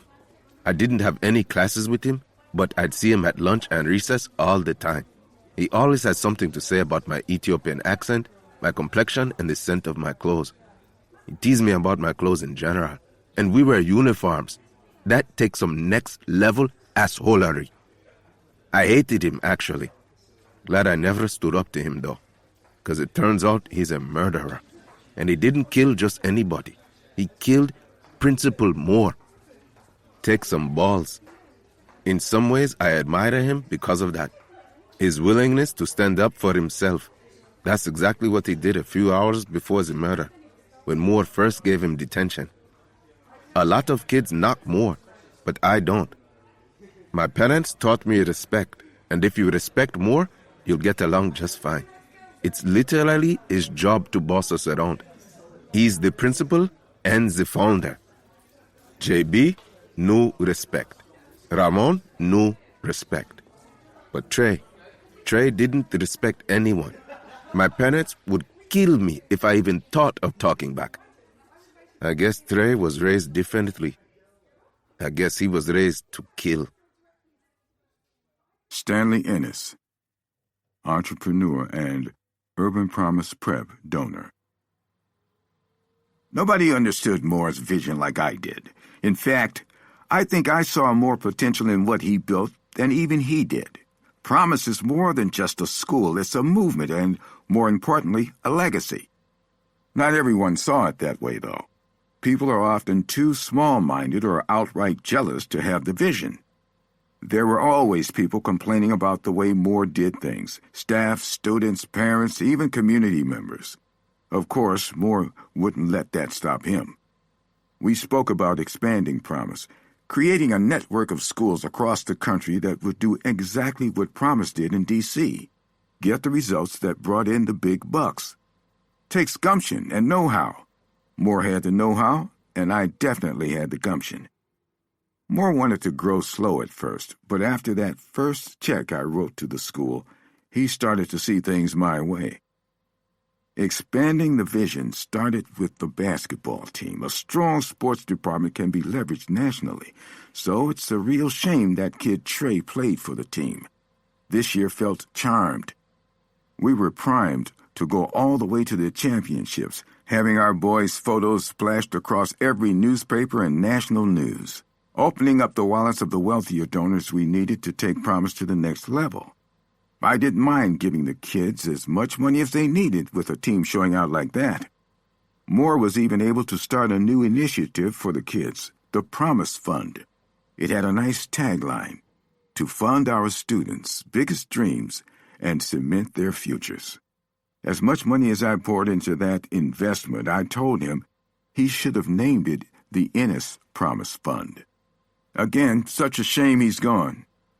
We were on the verge of accomplishing something incredible, and maybe we still can. I wonder who will step in to manage all this. With a tragedy of this magnitude, I'm positive I can usher in substantial financial support. Maybe we'll rename the Promise Fund after all. Brandon Jenkins, Urban Promise Prep student. Trey is my best friend here. I play the 1, he plays the 2. Our basketball team wasn't all that good before, but then Trey transferred in from New York. As soon as he got here, it went up. We got good. By the end of our junior year, Trey was the top scorer on the team. Shit, he even upped my game. Not only were we having our best season ever, but we got real looks from colleges in the area. That's all I've ever dreamed of, playing college ball. The day of the shooting was a playoff game against Dunbar, another powerhouse school in the city. The news kept saying that so many college scouts would be there. Trey and I had been studying Dunbar's best players, and we had a pretty solid plan to take them down. I felt good about it, until I saw Trey that morning. I knew something was up when he wasn't smiling. He smiled every day, especially on game days. "You good, Slime?" I asked. "I'm straight," he replied quietly.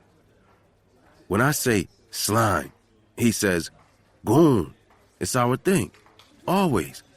But not today. He walked off fast, but I called out after him. "Trey, what's going on? Trey, talk to me. Trey, you bugging."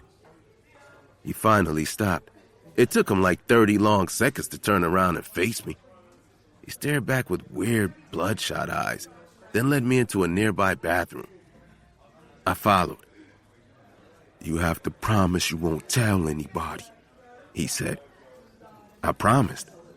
Trey closed his eyes, took a deep breath, and right when he went to open his mouth to speak, a morning rush of kids came bursting in. Trey just looked at them, looked at me, and stormed out. I don't know what he was going to tell me in that moment, but I went to class with a funny feeling in my stomach, like something bad might happen.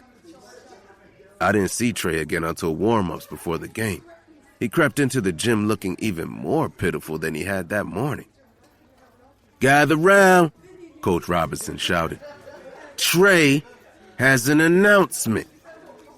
Coach gritted his teeth, and I knew whatever Trey was about to say would be bad.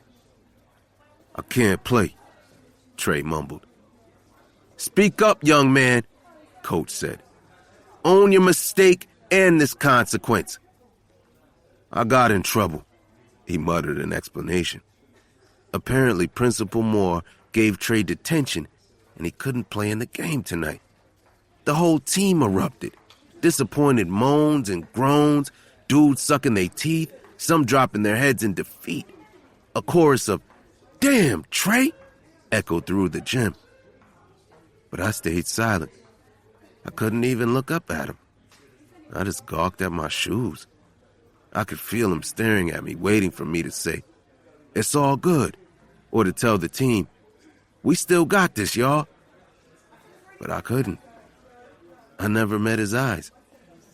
The next time I saw Trey, handcuffs circled his wrists and officers marched him out of the school.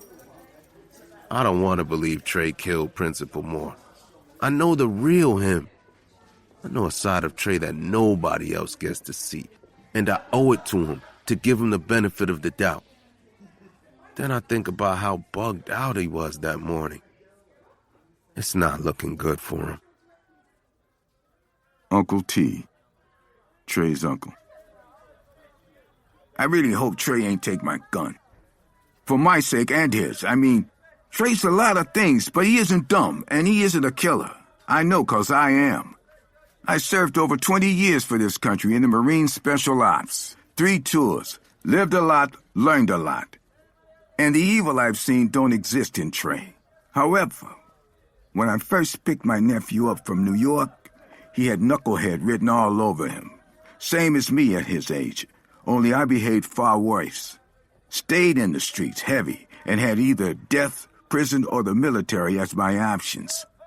The war saved me, if I'm honest. Which is a weird thing to think about, being shipped abroad to go fight for a country who doesn't love you, kill strangers as the only option to keep you alive. Trey don't got the heart for war, though. I know that much. But I owed it to my sister to take Trey in and make sure he had a better fate than the guys I grew up with. What I didn't expect was for Trey's attitude to be as bad as it was. Always talking back, always bucking the rules, the type of thing that black men can't afford to do. It's probably because his father died so young. Cancer took him and left Trey behind to be raised by a woman. So I made it my mission to get him right, whatever it took. Curfews, strict routines, trying to keep him either in school or at home, limiting his time in the world, giving him zero space to get into trouble. There's a lot of mess you can get into in this city. Sure, every now and then we bump heads, especially at first. The transition is a hard thing for anyone. And Trey didn't make it easy, trying my patience time and again. Coming in late, being unappreciative, neglecting his chores. I told him there was an easy way to do things and there was a hard way, all the same. He chose the hard way each and every time. And eventually I had to chin-check the boy to get him to straighten out. It's not like I wanted to, but I didn't really know what else to do. Ain't like I ever raised the boy into a young man before. I know how I came up, and I ended up doing all right for myself, better than most. After seeing these hands were the only thing that worked, I proceeded to pop him every now and again so he knew I wasn't playing. Eventually, we got into a rhythm, and he started following the rules at home. But then the trouble at school came. For some reason, those people down at Promise always seemed to have a problem with Trey. They made me sit in class with him a couple times. Of course, he behaved like an angel then. I got on him about things, and I thought we turned a corner. I hadn't heard from the school for a good few weeks. I was beginning to think I really did it. I really set my nephew on a new path. I'll be honest, I care for the boy, I really do. I know he thinks I just want to ride him, but he doesn't understand that this world will swallow him whole if his head isn't on straight. Black men don't get second chances, yet Trey got one with me. I couldn't let him waste it. And I got to give credit where it's due. He's been trying lately. I'm proud of him for the strides he made in basketball. I went to a few of his games and the kid impressed me. I even invited one of my guys from the Navy to his playoff game. Bragged on Trey. Told him my nephew was the star player and a good kid. They sat in the bleachers waiting to meet the famous Trey Jackson, the next NBA star. But of course, Trey never played in that game. His own fault. Embarrassed the hell out of me. I know Trey didn't do anything to Principal Moore, but I can't ignore the fact my pistol is missing. Why couldn't Trey just do the right thing? If he never had detention, he would have been playing in that game, and his innocence wouldn't be in question. This is exactly the thing I tried to explain to that boy. As a black man, you get no benefit of the doubt. You have to be on the right side of everything. My head is a mess, though. Thoughts on a loop about what I could have done differently. I tried so hard to change him, to turn him around, and he still found himself caught up in this messed-up system. This place is too hard for a black man. I don't know. Maybe I was too hard on him, too. Coach Robinson, Urban Promise Prep basketball coach. I'm not gonna lie. This one got me good. On both sides of the ball. Principal Moore gave me a shot when others didn't. I coached rec ball before this job. All for the love of the game because it wasn't putting any money in my pocket. Moore and I go way back. We attended Hampton University together. I got into some trouble off campus and got kicked off the team. It screwed up my chances at going to the league. Coaching was the next best thing. It keeps me close to the game. When Moore decided to start a team at Urban Promise, I was the first person he called. That's Moore. Always looking out. Always making sure everybody around him could eat. Even some of these players. Moore said the better the team did, the more potential for sponsorship dollars. He had me and the coaching staff scout players from here to New York, and he reached out personally to invite kids to Promise. He even would give them cash if they needed it to help them get here. That man helped so many families. After a few years, we started actually competing instead of losing every game. Then we got this kid, Brandon, and things really started shaping up. And then came Tree. That boy reminds me so much of myself, but with more talent. That's the sad part. Too many kids with so much potential fall to the pressure of the system. An invisible weight that pins them all down. They can't even see it. But the thing is, Trey didn't do this. Trey wouldn't hurt a fly. Trey is one of the sweetest kids I know. Here's an example. One time, Moore got all riled up, giving a kid a hard time, not one of my players, a quiet kid. I think Omari, well, he wasn't wearing a belt and was going to get written up. Guess what happened? Trey walked over and gave the kid his belt. He was wearing his basketball uniform, so Moore couldn't write him up, and he covered for that kid just like that. That's Trey. That's how he is. Still, even if he's innocent, I think this'll ruin him. I think it'll traumatize him. And I think that's the flaw of the system. Once it touches you, you taint it forever. Guilty or not. Same thing happened to me. Now Moore's gone. Trey's gone. I don't know, man. I'm just messed up. Antoine Betts, Urban Promise Prep student. I saw the whole thing, the whole thing. Trey came in with the first lunch period, lunch block A. They say block A is the rowdy kids, but that's my favorite one. Them boys funny as hell. I stay laughing. I was there because I'm doing SCI, Senior Culinary Initiative, and getting credit for cooking so I can have the option to work in a restaurant after high school. Who knows? Apparently, SCI was an idea this dude Ramon created. The lunch ladies love it because they're understaffed, and when me and the other SCI dudes have our blocks, it makes their jobs a lot easier. We know how to deal with the boys. But anyway, that day was intense. The kids filed in one by one, hands behind their backs, heads down, as always. For a while, it was actually a pretty uneventful lunch period. No fights, no food thrown, no kids trying to skip the line. I'm guessing because we had pizza. See, if a student gets in trouble during lunch, they get booted from the cafeteria without a chance to eat. So on days we served a popular dish, they behaved. Everybody loves pizza, right? So they ate in silence as usual, the no talking rule always in effect. When some boys at one table started laughing, I peeked out from the back. I never miss a chance for some comedy. A teacher went over and gave a warning to the table and then to the kid cracking the jokes. Trey.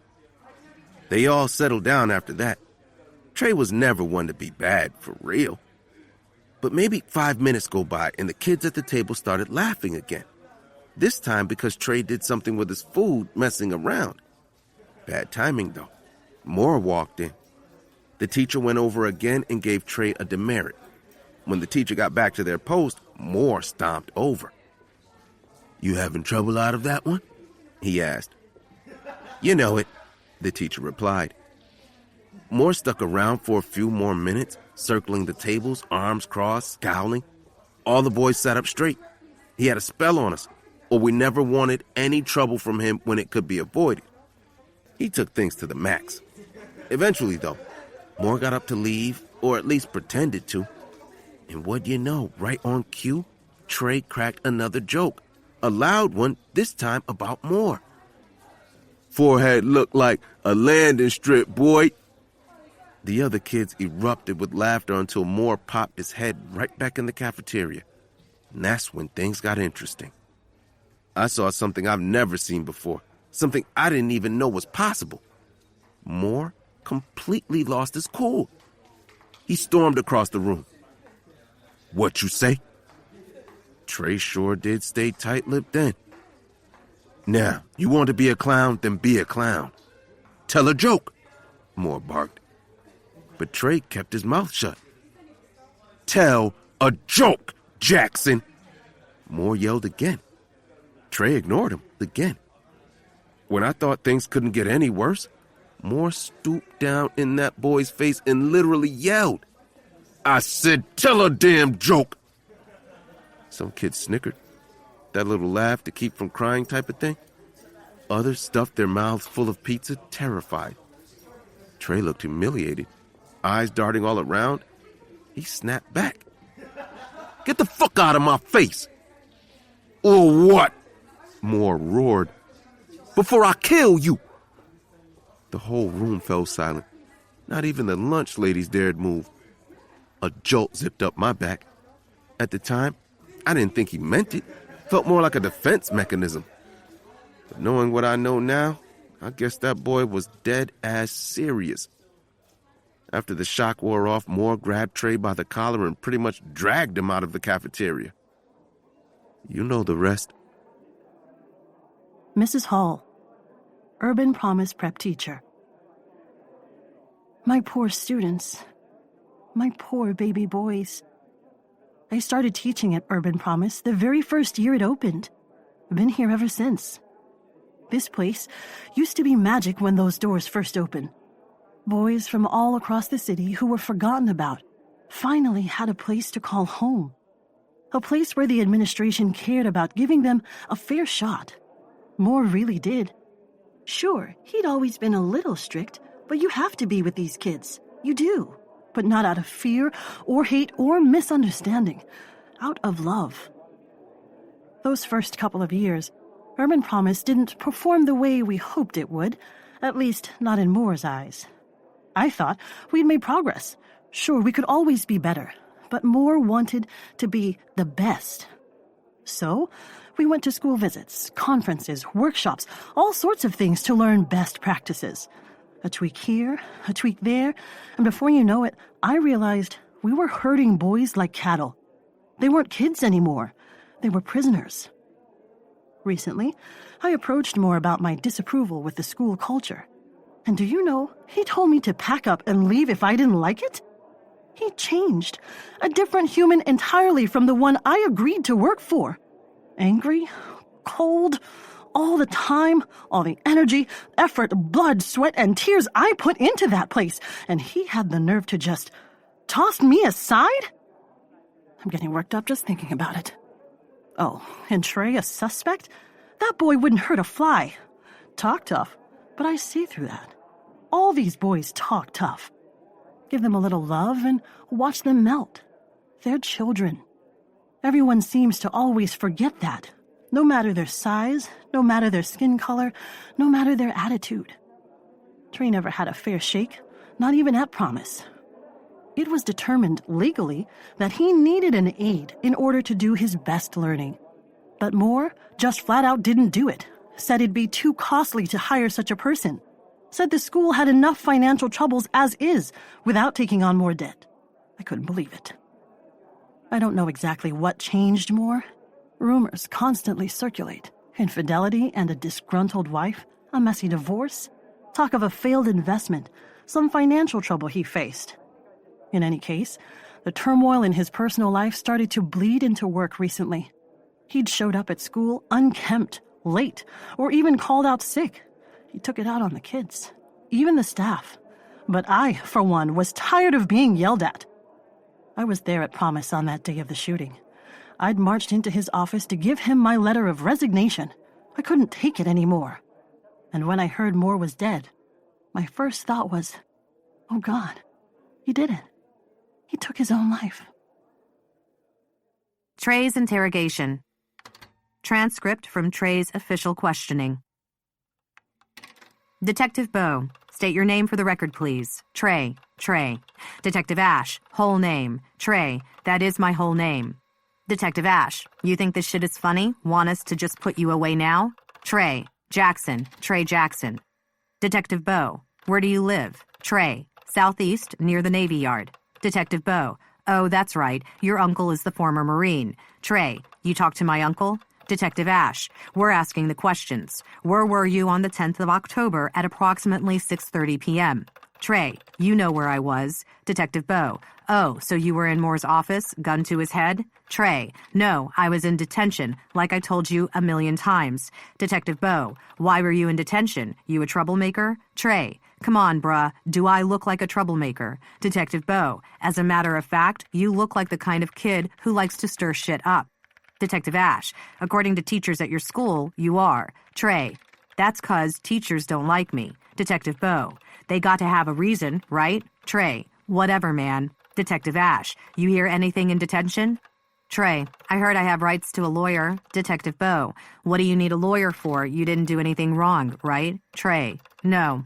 Detective Ash, then talk to us. You can trust us. We can help you. Trey, I don't need your help. I need my lawyer. Detective Bowe, doesn't matter. You know the other one already told on you. Trey, huh? Told what? Detective Bowe, told us what you did. Trey, but I didn't do anything. What they say. Detective Bowe, not what we heard. Just tell us the truth from your perspective. Maybe you know something about one of the other kids. Trey. Detective Ash, if you want to play hardball, we can play harder, and you're not going to like it. Trey. Detective Ash, okay, have it your way.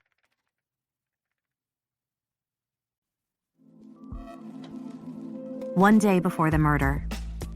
Trey. Chapter 4. Late. Trey. Boy, I'm about to flame you. I yell at my boy Brandon, my wingman. He plays the 1, I play the 2. Plus, he's the only dude on the team that can take my jokes. Probably because Brandon is the coolest kid on the planet, so he never takes anything too personal. He'd look like a PT Cruiser. The team dies laughing, even Coach. I love getting jokes off in the locker room. Something about the echo makes it sound like the entire school is laughing with me. I wonder what that would sound like. The whole school cracking up at my jokes. That'd be epic.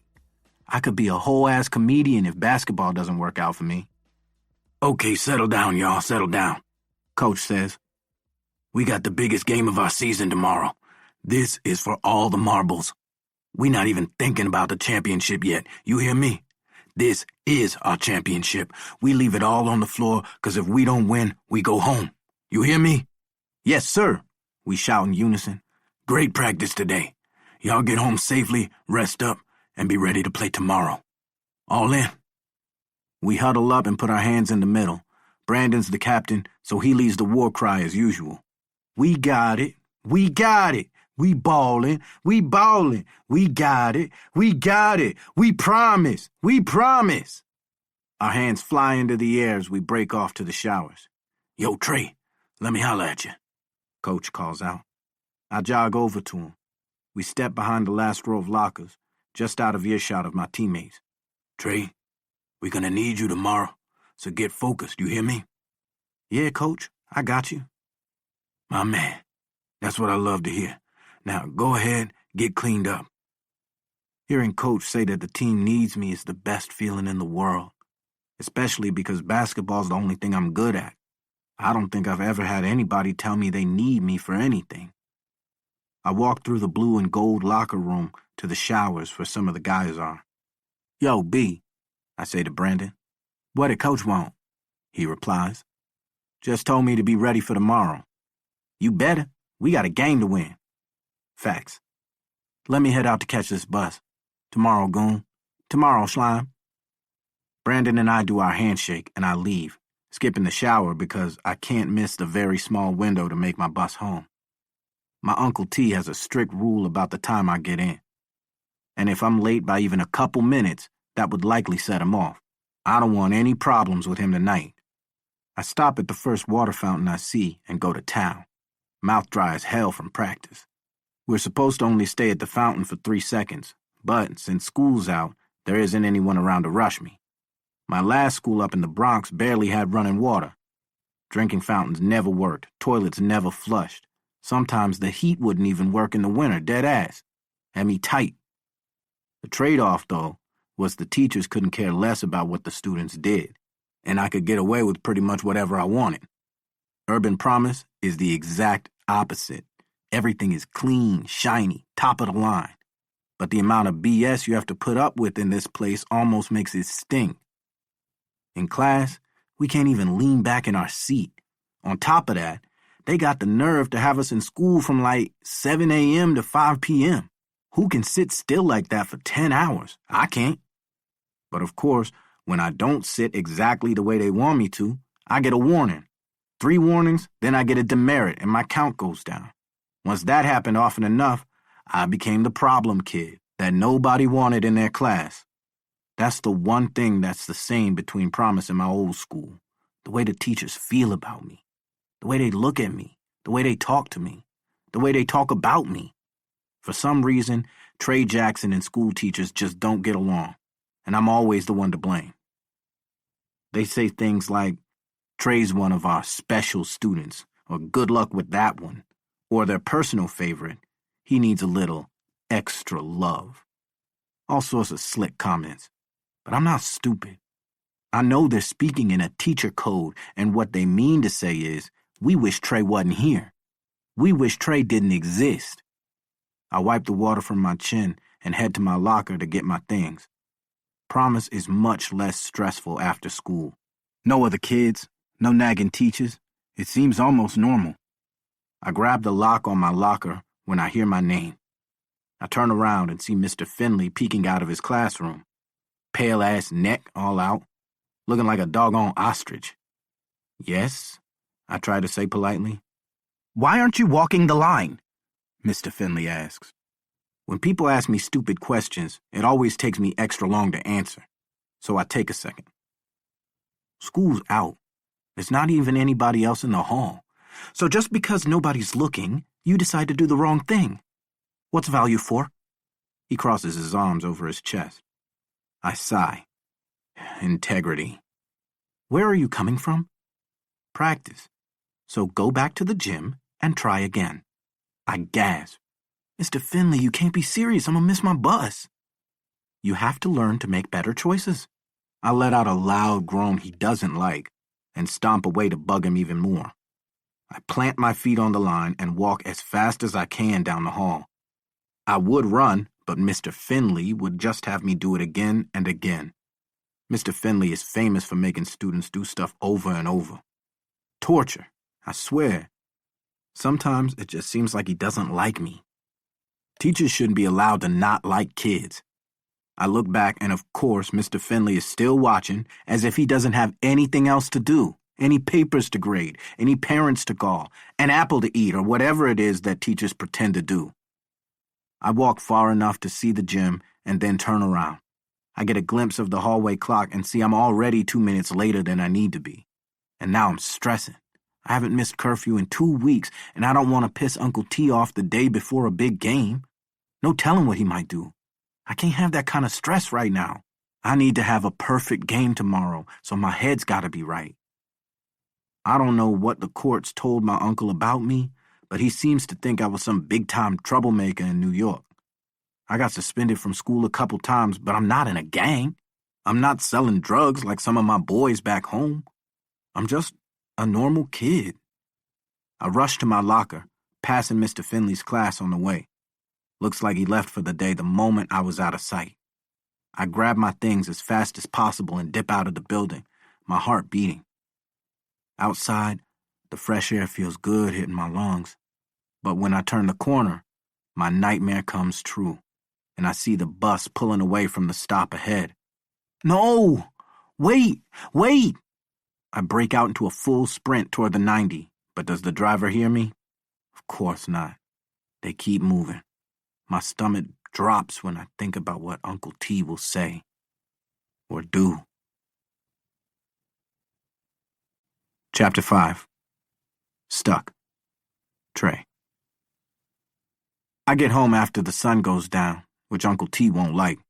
Uncle T lives in Southeast, right near the Navy Yard. It's a pretty nice area with a stadium nearby and everything.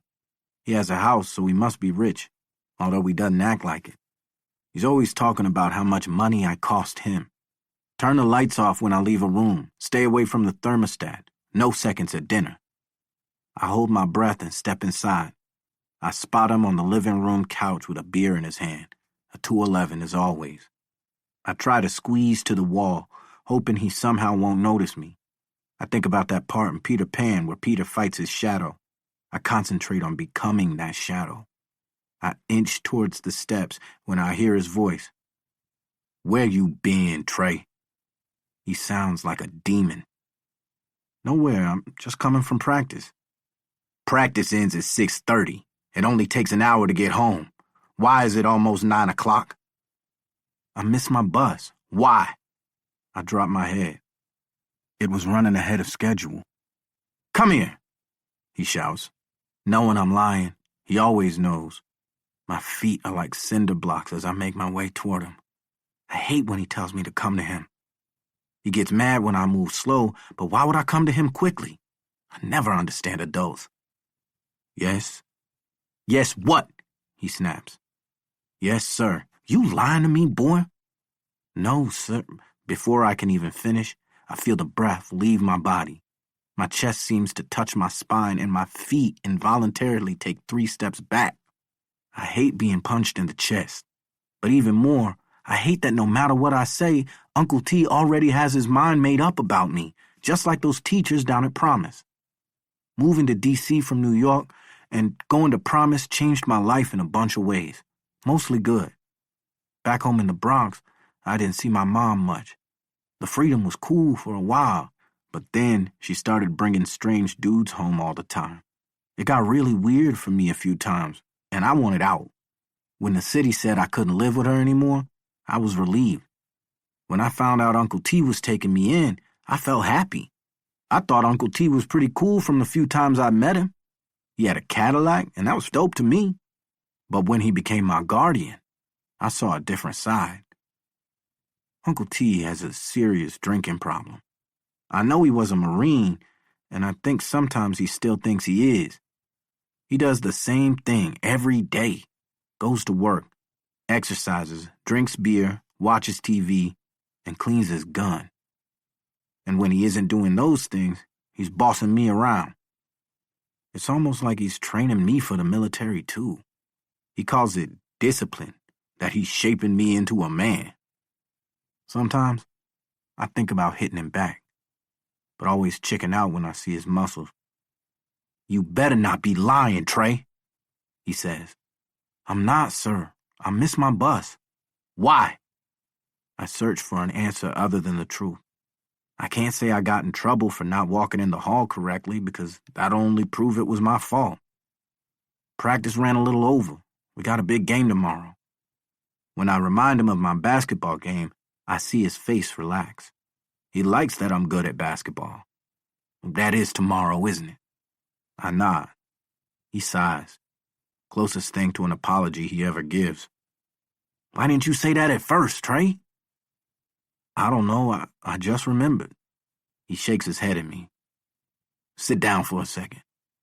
I plop down on the opposite end of the couch, as far away as I can. "You know I'm tough on you for a reason. I don't want to see you go down the path your mother did." He gets on these drunk rants where he says mean things so easily, like they won't hurt my feelings. "In fact, I even invited an old friend from the Navy," he continues, "to come check you out. See about getting you a scholarship to go there. I hate the Navy. Their colors suck." "Thanks, Uncle T," I say. "You thank me by showing up tomorrow, you hear me?" "Yes, sir." "Good. Now there's some TV dinners in the kitchen. Eat up." I sulk out of the living room and head to my room. Skip dinner. The faster I go to sleep, the faster tomorrow will come. And all I can think about is playing that basketball game. Yeah, things will be better tomorrow.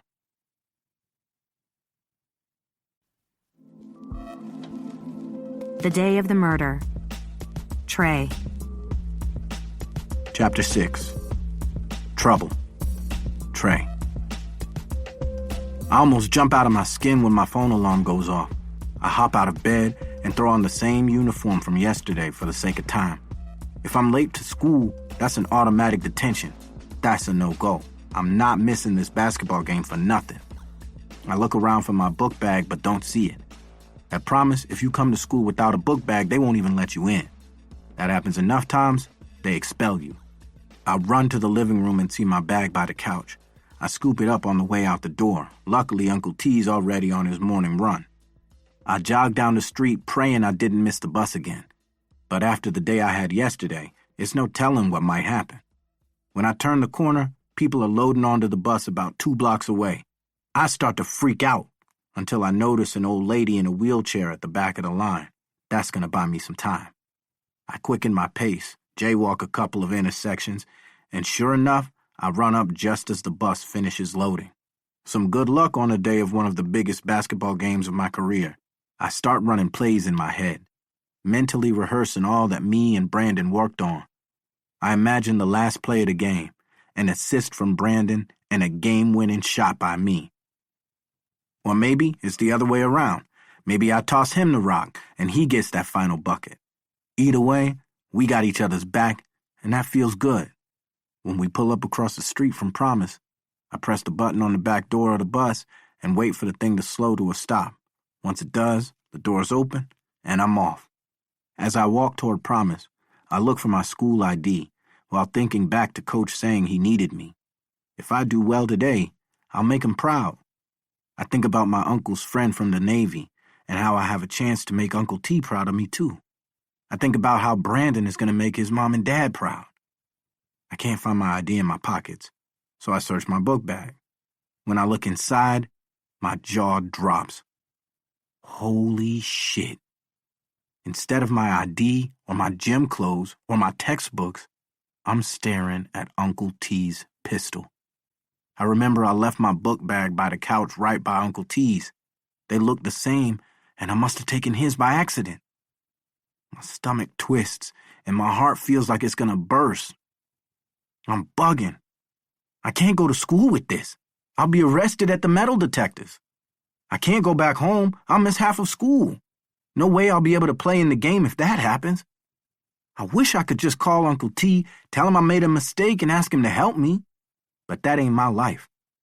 He's gonna think I took it. He doesn't give me the benefit of the doubt. He doesn't do mistakes or excuses. What the hell am I gonna do?